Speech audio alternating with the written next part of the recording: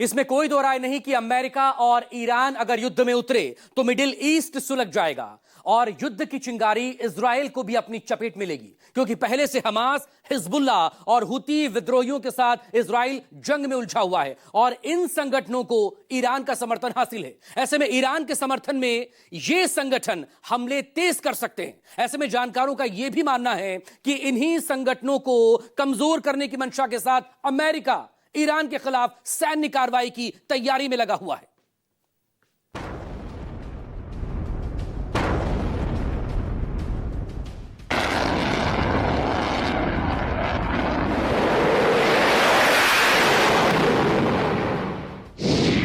एक बार से target 3, Trump का युद्ध वाला सीन। ईरान के खिलाफ अमेरिका की कार्रवाई क्या सिर्फ तेल के लिए है या फिर ईरान को परमाणु हथियार हासिल करने से रोकने के लिए?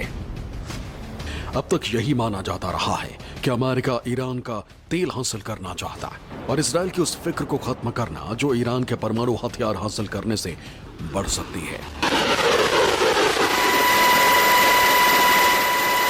इन सबसे अलग ईरान के खिलाफ अमेरिका की कार्रवाई की 3H वाली थ्योरी सामने आई है।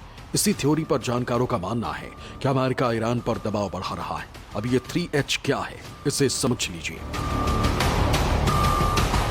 पहला H यानी गाजा में सक्रिय हमास, जिसकी इजराइल के साथ सीधी जंग अब भी जारी है। दूसरे H यानी लेबनान में सक्रिय हिजबुल्ला, जो हमास की मदद के लिए इजराइल पर अटैक करता है। जबकि तीसरा H यानी हुती विद्रोही, जो यमन से इजराइल को टारगेट करते हैं।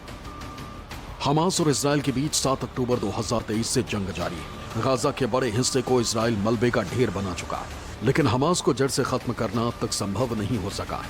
हमास की मदद के लिए लेबनान की तरफ से हिजबुल्लाह और यमन की ओर से हुती विद्रोहियों ने हमले शुरू किए।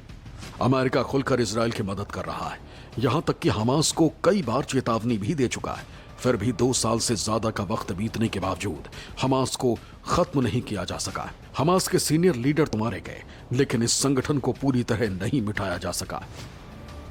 अमेरिका का मानना है कि 3H यानी कि गाजा में हमास, लेबनान में हिजबुल्लाह और यमन में हुतीस को अगर कोई खाद पानी दे रहा है तो उस देश का नाम है ईरान।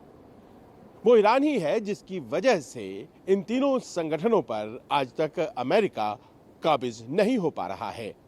ऐसे में अगर ईरान में किसी तरह का सत्ता परिवर्तन करा लिया जाता है या फिर वेनेजुएला की तरह का कोई ऑपरेशन कर वहां के सुप्रीम लीडर खमेनेई को गिरफ्त में ले लिया जाता है तो फिर समस्या से निदान पाया जा सकता है, क्योंकि ये 3H अमेरिका के साथ साथ इजराइल के लिए भी मिडिल ईस्ट में सिरदर्द बने हुए हैं। ऐसे में अमेरिका का प्लान है कि ईरान पर नकेल कसी जाए, जिससे हमास, हिजबुल्लाह और हुती विद्रोहियों को मिलने वाली आर्थिक और सैन्य मदद पर ब्रेक लगाया जा सके। ऐसा होने की स्थिति में इन संगठनों के लिए इजराइल का मुकाबला करना आसान नहीं होगा।